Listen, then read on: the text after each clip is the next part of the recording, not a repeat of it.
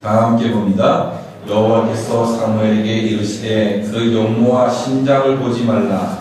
내가 이미 그를 버렸노라. 나의 보는 것은 사람과 같이 아니하니 사람은 외모를 보거니와 나 여호와는 중심을 보느니라. 아멘. 호산나 찬양대 찬양이 있겠습니다.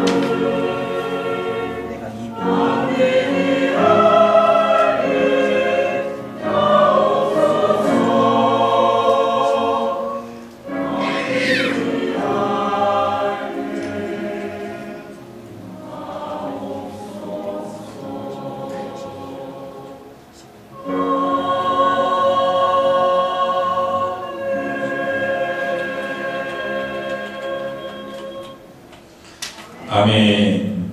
예, 여러분들하고 인사 나눕니다. 오시느라 수고하셨습니다. 오늘 보니까 걸어서 오신 분도 계시고, 일부 예배 때에도 그냥 소나라수에서 오신 분들이 가장 힘들게 오셔 공항까지 갔다가 찾아서 오신 분들 계시고 수고 많으셨습니다. 지금으로부터 한 3, 40년 전만 해도 우리나라에 예수님을 믿는 사람들이 그렇게 많지 않았어요. 그래서 수많은 가정에 한 어머니를 통해서 가정이 복음화되기도 하고, 또 며느리를 봤는데 그 며느리가 믿는 며느리가 되어서 결국엔 그 한 며느리로 통해서 가정이 복음화되기도 하고, 어떤 가정은 한 딸이 믿기 시작해서 온 가족이 믿게 되고, 한 아들이 믿기 시작해서 온 가족이 복음화가 되어지는 그런 일들이 있었습니다. 그리고 이제 한 세대가 지나는 동안에 온 집안이 주님을 영접하고 주님께로 돌아오는 놀라운 축복들을 우리가 많이 보게 되었습니다. 한 사람을 통해서 하나님은 역사하시고, 한 사람을 통해서 복음화를 시키고, 한 사람을 통해서 공동체를 변화시키고, 한 사람을 통해서 직장이 변화되어지고, 한 사람이 교회를 변화시키는 놀라운 일들이 우리의 삶의 현장 속에서 얼마든지 일어날 수 있다는 것입니다. 교회도 마찬가지로 우리 교회의 변화가 한 사람을 통해서 이루어질 수 있는 것입니다. 교회의 특정한 사역의 새로운 동력이 새로운 한 사람을 통해서 새롭게 이루어질 수 있는 것입니다. 교회 전체뿐만 아니고 교회 안에 많은 소그룹이 주일학교가 있고 뿐만이 아니라 목장이 있고 또 수많은 우리 동호회 모임들이 있는데 이러한 것들이 잘 되어지기 위해서 반드시 그 가운데 한 사람의 헌신이 있고 한 사람의 섬김이 있고 희생이 있을 때에 아름답게 이루어져 간다는 사실입니다. 사실 이 세상의 모든 것이 하나에서부터 시작하는 경우가 많이 있습니다. 한 곡의 노래가 삶의 활력을 되찾게 하는 일이 될 수도 있는 것입니다. 한 자루의 촛불이 어두움을 몰아내게 됩니다. 한 번의 웃음이 나의 우울함을 날려버릴 수 있게 됩니다. 오직 한 가지 소망이 우리의 절망 속에 있는 삶에서 나를 새롭게 할 수 있게 되는 것입니다. 한 번의 손길이 생명을 구하는 길이 될 수 있는 것입니다. 내 한 번의 말 한마디가 사람에게 희망을 주고 그 사람을 새로운 길로 인도할 수 있게 됩니다. 바다에 떠돌고 있는 배가 어두컴컴한데 단 하나의 별 때문에 방향을 잡고 온전한 방향으로 갈 수 있게 되는 사실 우리가 알 수 있습니다. 한 사람의 삶이 이 세상을 변화시킵니다. 한 사람이 얼마나 중요한지 여기 계신 분들도 한 사람 한 사람이 모여서 우리의 신앙의 공동체를 만들고 코리안 커뮤니티 처치를 만들고 그래서 한인 신앙 공동체가 여기에서 이루어지게 됩니다. 얼마나 아름답습니까? 한 사람 한 사람이 이렇게 소중하다는 것입니다.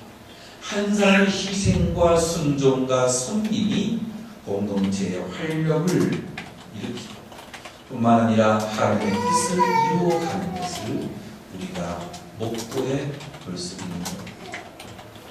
여러분들도 한 사람입니다.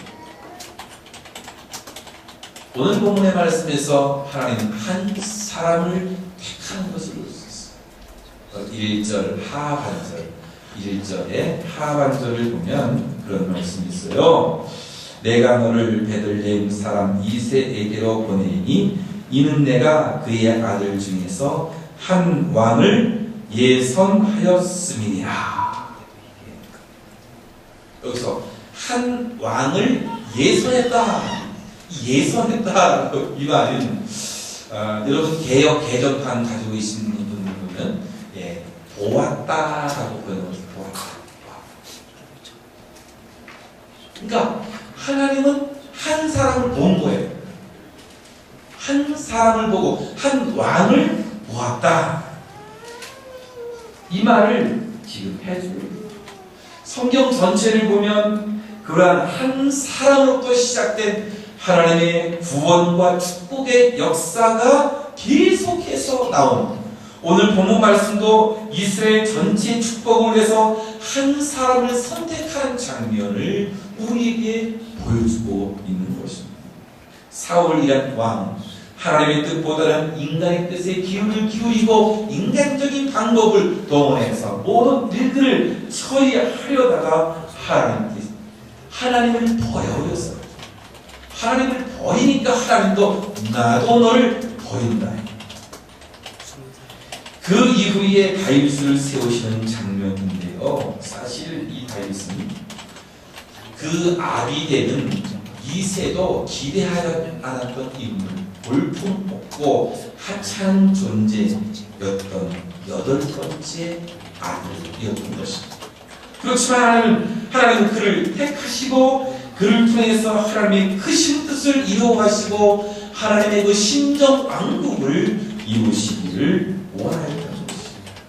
이런 패턴이요 성경에서는 계속 되고 있는데, 이 세상에 악이 충만할 때 하나님께서 한 사람 노아를 통해서 구원의 방주를 만들고 세상을 구원하기를 원하고 있었던, 또 그렇지만 그 이후 세대에도 역시 바벨탑을 짓지 않았습니까? 그때도 하나님은 한 사람 아브라함을 택하셔서 새로운 민족을 형성하기를 원하고 있었던 것.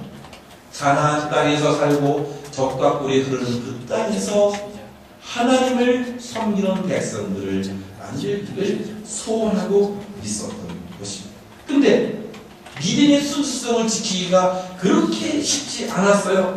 그래서 어느 순간 하나님께서는 한 사람 요셉을 예비하시고 그를 고난 가운데 애굽 땅에 보내고 애굽 땅에서 총리가 되게 하시고 그곳에 이제 야곱의 자녀들 70인을 불러모으지 않습니까? 70인을 불러모고 거기에서 이스라엘 민족을, 히브리 민족을 그 땅에서 만들게 되었다. 근데 그들이 애굽 땅에서 늘 노예 생활로 지치고 힘들고 어려워하니까 늘 고통에 부딪히고 하니까 하나님의 한 사람 모세를 택하셔서 그들을 출애굽하는 놀라운 역사를 이루게 되었던 것인데, 이제 하나님께서는 가나안 땅에서 하나님의 놀라운 왕국을 이루시려고 다윗이라는 한 왕, 한 사람을 택하는 장면이 오늘 말씀에 소개되고 있는 것입니다. 제가 목회를 한 지 약 20년 되고 지금, 그러니까 91년부터 시작했습니다. 91년도부터 제가 교육 전도사로 시작을 했으니까 상당한 오래 제가 목회를 한 거예요, 이거. 예. 근데 수없이 많은 장면들을 봤어요. 거듭거듭 이러한 하나님의 역사를 보면서, 야, 교회도 목사가 다 하는 게 아니구나. 목사가 다 하는 게 아니구나. 교회는 수없이 많은 일들과 특정한 사역들이 서로 물려있습니다. 그리고 연속적으로 일들이 고리를 물고 이어져요. 여기에는 조직도 있어요. 여러 가지 사역도 있어요. 소그룹도 있어요. 주일학교 있어요. 정말로, 그런데 거기에 정말 하나님의 축복과 부흥을 경험하는 순간을 보면 하나님께서 예비하신 한 사람이 꼭 있었다. 교회가 변화되어지고 교회가 성장되어지고 교회가 새롭게 변모를 해가면서 꼭 한 사람이 거기에 있었다는 것입니다. 하나님이 교회를 이끌어 가시면서 한 사람 한 사람 그 사역을 예비하신 사람들이 반드시 있었. 저는요 굉장히 가슴이 아파요. 그래서 저는 이 순간에도 이 땅에서도 하나님이 예비하신 그 한 사람은 과연 누구일까? 교회란 하나님이 인도하시고 예비해 주심으로 나갑니다. 그래서 저도 그 중에 한 사람이 될 수 있습니다. 여러분들도 그 중에 한 사람이 될 줄로 믿습니다. 한 사람이 되어집니다. 여러분도 스스로 질문해 봐야 돼요. 바로 내가 어떠한 경우에 그 한 사람일까? 나도 다윗과 같은 그 한 사람, 모세와 같은 그 한 사람, 여호수아, 또 아브라함, 또 노아와 같은 그런 한 사람이 나도 될 수 있을까? 여러분 직장에서나 가정에서나 또 이 사회 공동체 속에서 우리 교회에서 나도 한 사람이 될 수 있을까? 나는 과연 어떤 사람인가? 목회자로서 제 역할은 교회가 점점 하나님의 뜻 안에서 또 하나님의 뜻에 맞는 이상적인 교회가 교회다운 모습을 갖추고 건강한 교회가 될 수 있도록 하는 것이 이 목회자의 이 마음이 아니겠어요? 정말 하나님의 뜻에 합당한 사역, 교회가 정말로